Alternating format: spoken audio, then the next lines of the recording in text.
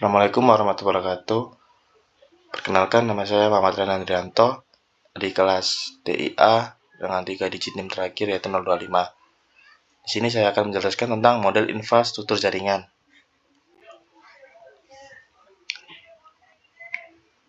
Di judul, apa sih yang kalian ketahui tentang infrastruktur jaringan? Infrastruktur jaringan adalah kerangka fisik dan virtual yang mendukung komunikasi dan data dalam sebuah jaringan komputer.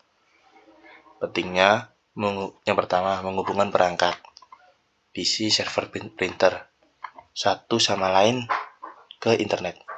Yang kedua, mendukung pertukaran informasi dan komunikasi di berbagai lokasi.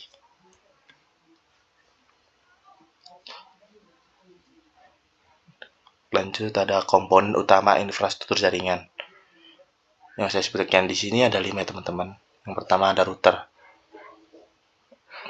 Fungsinya untuk mengarahkan lalu lintas data antar jaringan. Yang kedua ada switch. Fungsinya untuk menghubungkan beberapa perangkat dalam satu jaringan lokal. Ada bisa disebut dengan LAN. Yang ketiga ada server, yaitu menyediakan layanan data, aplikasi, atau sumber daya jaringan. Yang keempat ada firewall. Fungsinya adalah mengontrol lalu lintas masuk dan keluar untuk melindungi jaringan. Yang terakhir ada modem. Fungsinya untuk menghubungkan jaringan lokal ke internet melalui penyedia layanan internet atau biasa disebut dengan ISP. Ya, di samping ini contoh dari modelan alat-alatnya ya, teman-teman.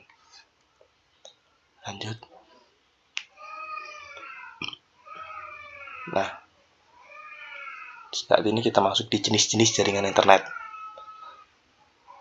Apa aja sih jenis-jenis jaringan internet itu? Pertama ini ada local area network atau bisa disebut dengan LAN. LAN adalah jaringan komputer yang terbatas pada area geografis kecil seperti dalam satu gedung, kantor, atau rumah.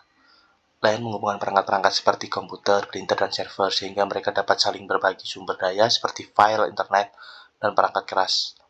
Teknologi LAN biasanya menggunakan kabel internet atau Wi-Fi untuk komunikasi antar perangkat. Di samping ini adalah contoh penggabungan dari LAN. Contoh gambarannya. Lanjut. Yang kedua ini ada Metropolitan Area Network atau disebut dengan MAN. MAN adalah jaringan komputer yang mencakup area geografis lebih luas dari LAN, seperti satu kota atau wilayah. MAN menghubungkan beberapa LAN untuk berbagi data di antar lokasi-lokasi yang berjauhan. Contoh penerapannya itu menghubungkan kantor-kantor cabang di dalam satu kota. Contoh penerapan kedua yaitu jaringan kampus yang menghubungkan berbagai gedung di area perkotaan. Ya, ini contoh dari MAN, itu seperti yang dijelaskan adalah menghubungkan beberapa LAN untuk berbagi data di antar lokasi-lokasi yang berjauhan. Jadi seperti ini, gabungan dari beberapa LAN.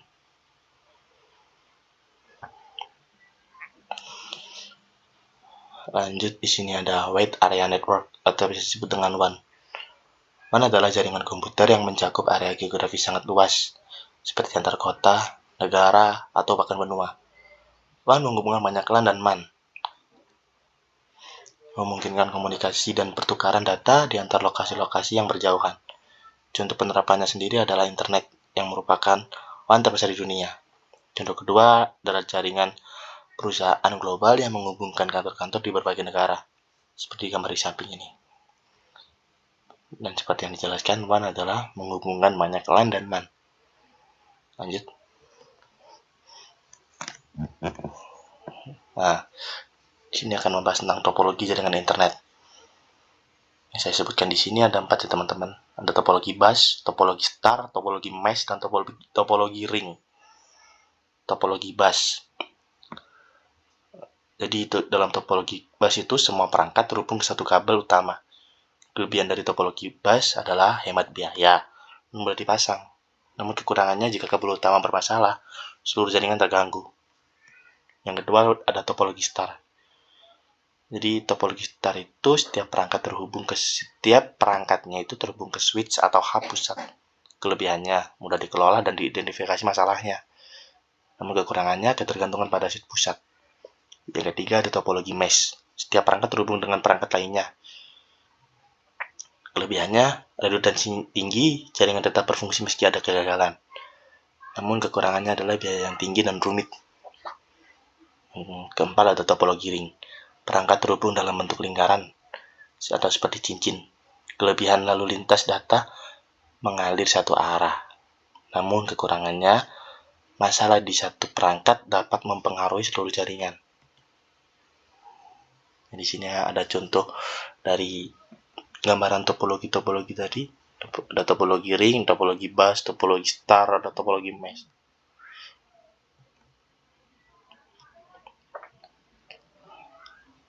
Teknologi yang digunakan dalam infrastruktur jaringan.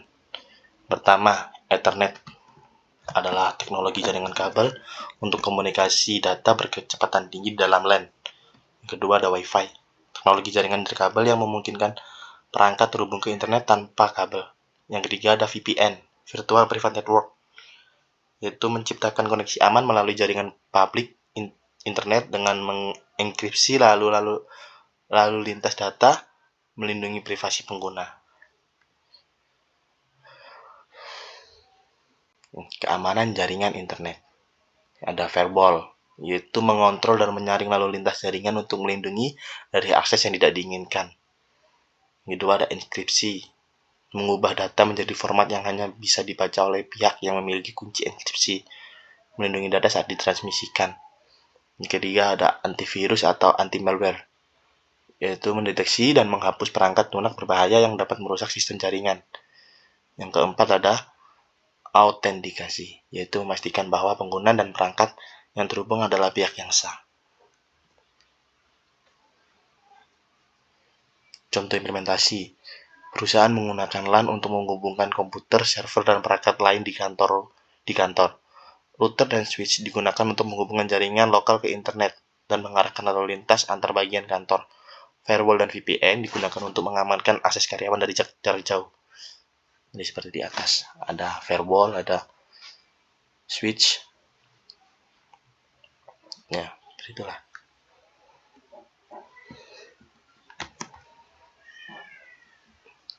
Tren dan masa depan infrastruktur jaringan.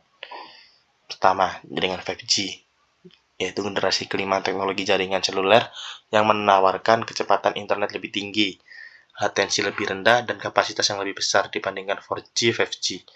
5G mendukung berbagai perangkat dan aplikasi canggih seperti mobil otonom, Internet of Things, atau bisa disebut dengan IoT, dan augmented reality.